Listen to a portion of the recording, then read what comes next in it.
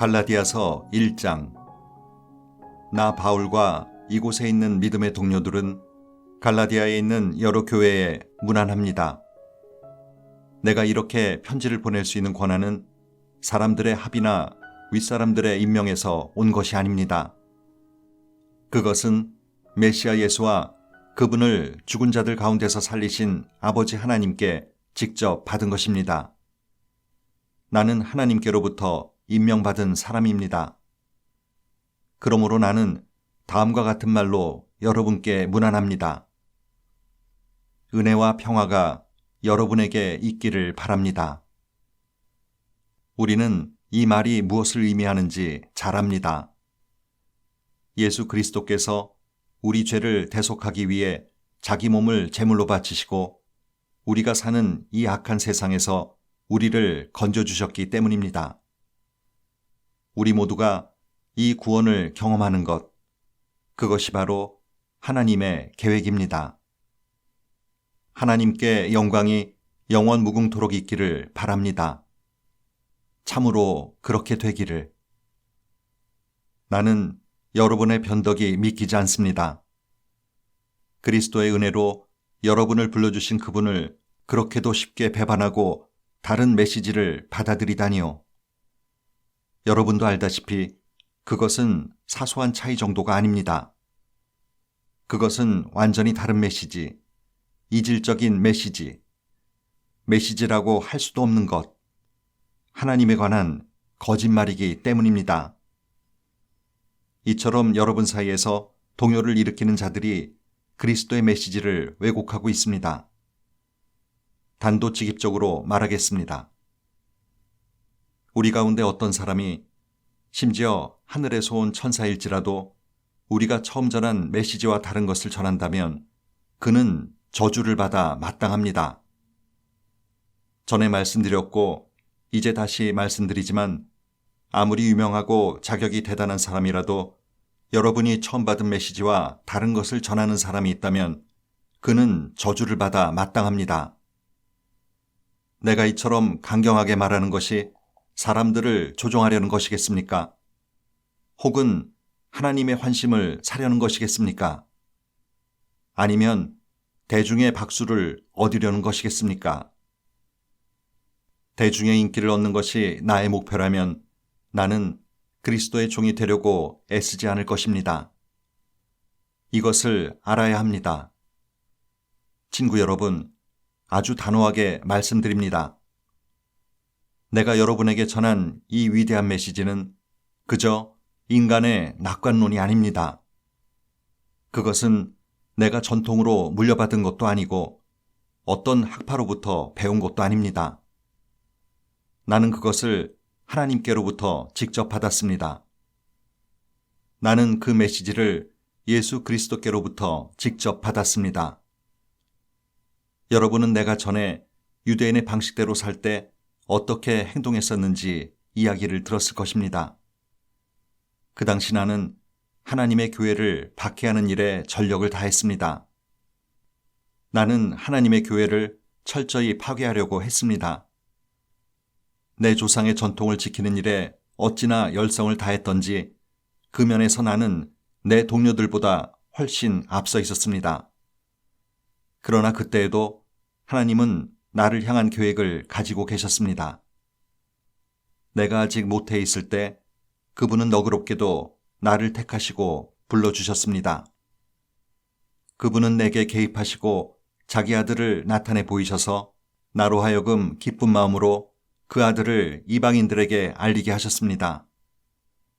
나는 부르심을 받자마자 내 주위의 누구와도 상의하지 않고 나보다 먼저 사도가 된 사람들과 의논하러 예루살렘으로 올라가지도 않고 곧장 아라비아로 갔습니다. 그리고 얼마 후 다마스쿠스로 되돌아갔고 3년 후에 베드로와 함께 내가 전하는 이야기를 서로 비교해 보려고 예루살렘으로 올라갔습니다. 내가 예루살렘에 머문 기간은 고작 보름 정도였으나 거기서 지낸 시간은 정말 대단했습니다. 나는 우리 주님의 동생 야고보만 만났을 뿐 다른 사도들은 구경도 못했습니다. 내가 여러분에게 하는 이 말은 절대로 거짓말이 아닙니다. 그 후에 나는 시리아와 길리기아에서 사역을 시작했습니다. 그렇게 시간을 보내며 활동한 뒤에도 나는 유대에 있는 그리스도의 교회들의 얼굴이 알려지지 않았습니다. 그저 전에 우리를 박해했던 사람이 이제는 자기가 없애버리려던 그 메시지를 전하고 있다는 소문만 떠돌 뿐이었습니다. 그들이 나에 대해 보인 반응은 나로 인해 하나님을 알아보고 그분을 경배한 것이었습니다. 2장. 첫 번째 방문이 있고 14년이 지나서 바나바와 나는 디도를 데리고 예루살렘으로 올라갔습니다. 내가 예루살렘으로 간 것은 내가 계시를 받은 것을 그들에게 분명히 설명하기 위해서였습니다. 그때 나는 이방인들에게 무엇을 전했는지 그들에게 정확히 설명했고 교회에서 존경받는 지도자들에게도 따로 설명했습니다. 그것은 우리의 일이 유대인과 이방인 사이의 관계 문제로 인해 오명을 얻게 되거나 공공연한 쟁점이 되는 것을 막기 위해서였습니다. 그러지 않으면 자칫 여러 해에 걸쳐 이루어진 나의 활동이 훼손되고 현재 진행되고 있는 나의 사역이 위험에 처할 수도 있었기 때문입니다. 유대인이 아닌 디도가 할례를 강요받지 않았다는 사실에 유념하십시오. 우리가 협의하고 있는 중에 그리스도인인 척하는 첩자들이 침투한 일이 있었습니다. 그들은 참된 그리스도인들이 어떤 자유를 누리는지 엿보려고 슬그머니 끼어든 자들이었습니다.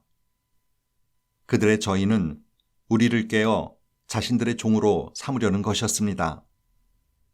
그러나 우리는 그들을 거들떠보지도 않았습니다. 여러분을 위해 메시지의 진리를 지키기로 결심했기 때문이었습니다. 교회 안에서 중요 인사로 여겨지는 사람들이 어떤 평판을 받든 나는 아무 관심이 없습니다. 하나님은 사람의 겉모습에 감동하지 않으시며 나 또한 그러합니다. 그 지도자들은 내가 줄곧 전한 메시지에 어떤 것도 덧붙이지 못했습니다. 하나님께서 베드로가 유대인들에게 전한 것과 똑같은 메시지를 내게 맡겨주셔서 이방인들에게 전하게 하셨다는 사실이 조만간 드러났습니다. 교회의 기둥인 야고보와 베드로와 요한은 하나님께서 나를 부르셨음을 알고서 나와 바나바에게 손을 내밀어 악수하고 우리에게는 이방인들을 상대로 하는 사역을 맡기고 자신들은 계속해서 유대인들에게 나아가기로 했습니다.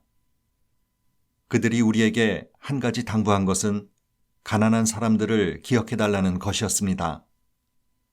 그것은 내가 이미 열심히 하고 있던 일이었습니다.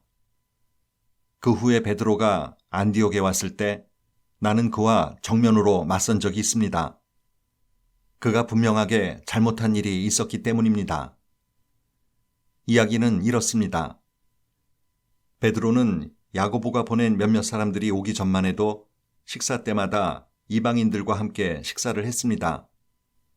그러나 예루살렘에서 보수적인 사람들이 오자 그는 슬그머니 뒤로 물러나 할 수 있는 한 이방인 동료들과 거리를 두었습니다. 그는 할례라는 옛 방식을 강요해온 유대 보수파를 두려워했던 것입니다. 안타깝게도 안디옥 교회에 있던 나머지 유대인들도 그런 위선에 동조했고 바나바까지도 그런 수작에 휩쓸리고 말았습니다. 나는 그들이 메시지를 따라 한결같이 바른 길을 걷지 않는 것을 보고 그들 모두가 보는 앞에서 베드로에게 이렇게 말했습니다. 당신은 예루살렘에서 파견된 감시인들이 보지 않을 때는 유대인이면서도 이방인처럼 살더니 이제는 예루살렘에서 온 당신의 옛 동료들에게 좋은 인상을 주려고 이방인들에게 유대인의 관습을 강요하는군요. 도대체 무슨 권한으로 그렇게 하는 것입니까? 우리가 유대인이기는 하지만 죄인인 이방인보다 태생적으로 우월한 것은 아니라는 것을 우리는 압니다. 우리는 율법을 지킴으로써 하나님과 올바른 관계가 되는 것이 아니라 오직 예수 그리스도를 직접 믿음으로써 하나님과 올바른 관계가 되는 것임을 잘 알고 있습니다. 어떻게 합니까? 우리가 그것을 시험해 보았기 때문입니다. 우리는 이 세상에서 가장 훌륭한 율법 체계를 가지고 있습니다. 그러나 우리는 누구도 자기 개선을 통해서는 하나님을 기쁘시게 해드릴 수 없음을 깨닫고 예수를 메시아로 믿었습니다. 자기 힘으로 선한 사람이 되려고 애쓰기보다는 메시아를 믿음으로 하나님과 올바른 관계에 들어가게 되었습니다. 혹시 우리가 아직 완전한 사람이 아니라는 것을 눈치챘습니까? 그리 놀랄 일도 아닙니다. 나처럼 그리스도를 통해 하나님과 바른 관계를 맺으려는 사람들이 덕을 완전히 갖추지 못했다는 이유로 그리스도는 죄의 방조자임에 틀림없다고 비난하시렵니까? 그런 비난은 섣부른 것입니다. 내가 자기 힘으로 선한 사람이 되려고 한다면 그것은 전에 헐어버린 낡은 억간을 다시 세우는 셈이 되고 사기꾼처럼 행동하는 꼴이 되고 말 것입니다. 실제로 일어난 일을 말하자면 이렇습니다. 나는 율법을 지키려고 애쓰고 하나님을 기쁘시게 해드리려고 고심했지만 뜻대로 되지 않았습니다. 그래서 나는 율법의 사람이 되기를 포기했습니다. 그것은 하나님의 사람이 되기 위해서였습니다. 그리스도의 삶이 내게 방법을 일러주었고 그렇게 살도록 해주었습니다. 나는 그리스도와 나를 완전히 동일시했습니다. 정말로 나는 그리스도와 함께 십자가에 못 박혔습니다. 이제 내 자아는 더 이상 내 중심이 아닙니다. 나는 더 이상 여러분에게 의롭게 보이거나 여러분에게서 좋은 평판을 얻고 싶은 마음이 없습니다. 나는 더 이상 하나님께 좋은 평가를 얻어야 한다는 강박관념이 없습니다. 그리스도께서 내 안에서 살고 계십니다. 여러분이 보는 내 삶은 나의 것이 아니라 나를 사랑하시고 나를 위해 자기 목숨을 내어주신 하나님의 아들을 믿는 믿음으로 살아가는 삶입니다. 나는 이 삶을 저버리지 않을 것입니다. 내가 율법을 준수하거나 사람을 기쁘게 하는 종교로 되돌아간다면 그것은 하나님과의 관계에서 인격적으로 누리는 자유를 송두리째 포기하는 일이 되지 않겠습니까? 나는 그렇게 하지 않을 것입니다. 나는 하나님의 은혜를 거부하지 않을 것입니다. 하나님과의 생생한 관계가 율법을 지킴으로 이루어지는 것이라면 그리스도는 헛되이 죽으신 것이 됩니다. 3장 정신 나간 갈라디아 사람들이여, 누가 여러분을 홀렸습니까? 여러분은 분별력을 잃었습니까? 십자가에 달리신 예수를 삶의 중심에 놓지 않고 있음이 분명하니 여러분은 제정신이 아닌 것이 틀림없습니다. 십자가에 달리신 그분의 모습이 여러분의 눈에 선할 텐데 어찌 그럴 수 있습니까? 여러분에게 한 가지 묻겠습니다. 여러분의 새 삶이 어떻게 시작되었습니까? 하나님을 기쁘시게 해드리기 위해 죽도록 노력함으로써 시작되었습니까? 아니면 여러분이 받은 하나님의 메시지에 응답함으로써 시작되었습니까? 여러분은 이 어리석은 짓을 계속하렵니까? 정신 나간 사람만이 하나님께서 시작하신 일을 자신의 힘으로 성취할 수 있다고 생각합니다. 여러분은 그 일을 시작할 만큼 슬기롭거나 강하지도 못하면서 어찌 그 일을 성취할 수 있다고 생각합니까? 여러분이 그토록 고통스러운 학습 과정을 거친 것이 다 허사였다는 말입니까? 아직 완전히 허사가 되어버린 것은 아닙니다만 계속 이런 식이라면 분명히 허사가 되고 말 것입니다. 대답해 보십시오. 하나님께서 여러분에게 자신의 임재, 곧 성령을 아낌없이 주셔서 여러분 스스로는 결코 할 수 없는 일을 하게 하신 것이 여러분의 부단한 도덕적 열심 때문입니까? 아니면 여러분 안에서 그 모든 일을 행하시는 그분을 믿어서입니까? 이 모든 일이 여러분에게서 일어난 것은 아브라함의 경우와 같지 않습니까? 그는 하나님을 믿었고 그 믿음의 행위가 하나님과 올바른 관계를 유지하는 삶으로 변화된 것입니다. 율법을 신뢰하는 사람들이 아니라 그리스도를 신뢰하는 사람들이야말로 아브라함처럼 믿음의 자녀인 것이 분명하지 않습니까? 또한 성경에는 하나님께서 이방인과도 믿음에 근거하여 올바른 관계를 맺으실 것이라는 사실이 이미 기록되어 있습니다. 성경은 아브라함에게 모든 민족이 네 안에서 복을 받을 것이라고 약속하면서 그 사실을 미리 내다보았습니다. 그러므로 이제 믿음으로 사는 이들은 믿음으로 살았던 아브라함과 함께 복을 받습니다. 이것은 결코 새로운 가르침이 아닙니다. 그리고 이것은 하나님을 의지하지 않고 스스로의 힘으로 살려고 하는 사람은 누구든지 실패할 수밖에 없음을 의미합니다. 성경은 이렇게 뒷받침합니다. 율법책에 기록된 모든 조항 가운데 하나라도 행하지 않는 자는 심한 저주를 받게 된다. 그 같은 도덕적 요구 조항을 온전히 지킬 수 없다는 것은 분명합니다. 그러므로 그런 식으로는 누구도 하나님과 바른 관계를 유지할 수 없습니다. 하나님과 바른 관계를 맺고 사는 사람은 하나님께서 마련해 주시는 일을 받아들임으로써 그런 삶을 살아갑니다. 하나님을 위해 무언가를 하는 것과 하나님이 해주시는 일 속으로 들어가는 것은 분명히 다릅니다. 예언자 하박국이 옳았습니다. 하나님을 믿는 사람은 하나님께서 바로잡아 주신다. 그것만이 참된 삶이다. 율법 준수는 믿음으로 사는 삶으로 자연스럽게 나가기는커녕 더 많은 율법 준수로 이어지게 마련입니다. 그것은 성경에 기록되어 있는 사실이기도 합니다.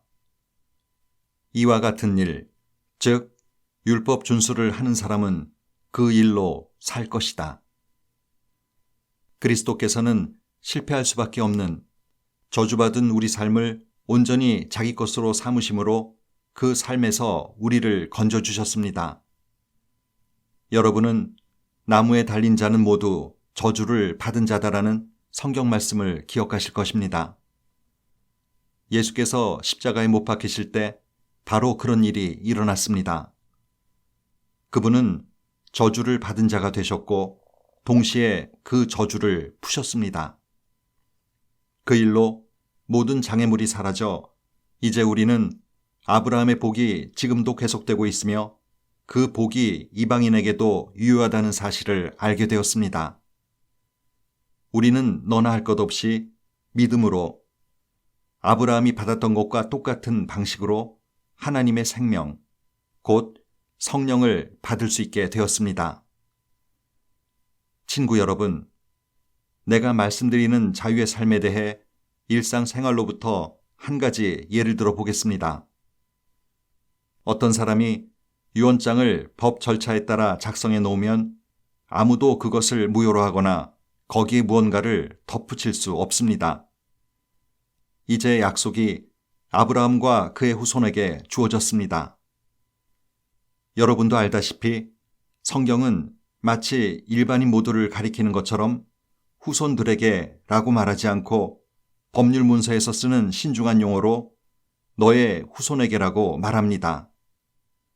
그 후손은 다름 아닌 그리스도를 가리킵니다. 내가 말하려는 것은 이렇습니다. 하나님께서 일찍이 적법하게 확정하신 유언을 430년 후에 덧붙여진 부록이 그 유언의 약속을 무효로 하여 파기할 수 없습니다. 절대로 그럴 수 없습니다. 부록에 명시된 계명들과 규정들은 유언에 약속된 유산과는 아무 관계가 없습니다. 그렇다면 율법, 곧 부록의 취지는 무엇일까요? 율법은 아브라함에게 주신 처음 약속에 덧붙여진 것으로 사려 깊은 배려였습니다. 율법의 의의는 후손이신 그리스도께서 오셔서 약속을 물려받으시고 그 약속을 우리에게 나눠줄 때까지 죄인들을 구원의 길에 붙잡아 두는 데 있습니다. 이 율법이 하나님과의 직접적인 만남의 결과가 아니라는 점은 분명합니다.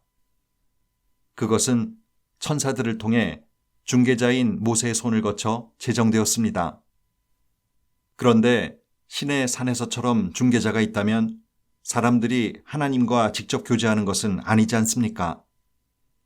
믿음으로 받는 복에 관한 첫 약속은 하나님이 직접 주신 것입니다.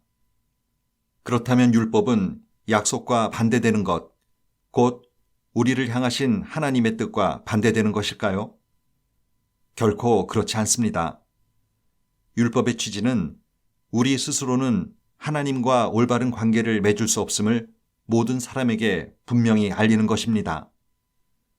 하나님께서 자신의 약속을 성취하실 때까지 믿음으로 기다림으로서만 얻을 수 있는 것을 우리 스스로의 노력으로 얻겠다고 종교체계를 고안해내는 것이 얼마나 쓸데없는 짓인지 드러내 보이는 데 있습니다.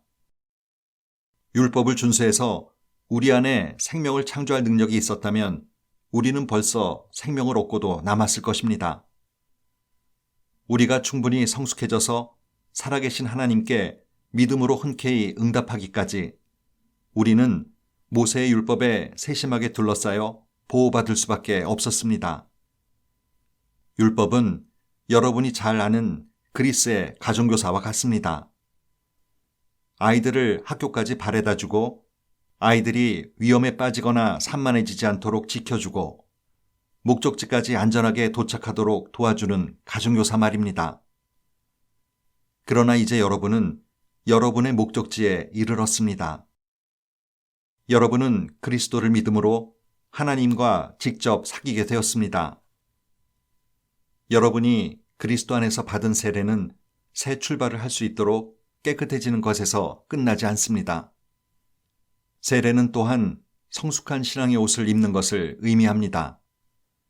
그 옷은 다름 아닌 그리스도의 생명, 곧 하나님께서 처음 하신 약속의 성취입니다. 그리스도의 집안에는 유대인이나 이방인이나 자유인이나 종이나 남자나 여자나 차별이 없습니다. 우리 사이에서 여러분은 모두 평등합니다. 다시 말해 우리는 다 함께 예수 그리스도와의 관계를 맺고 있는 사람들입니다. 또한 여러분은 그리스도와 한 가족이니 바로 여러분이 아브라함의 후손이며 언약의 약속에 따른 상속자입니다.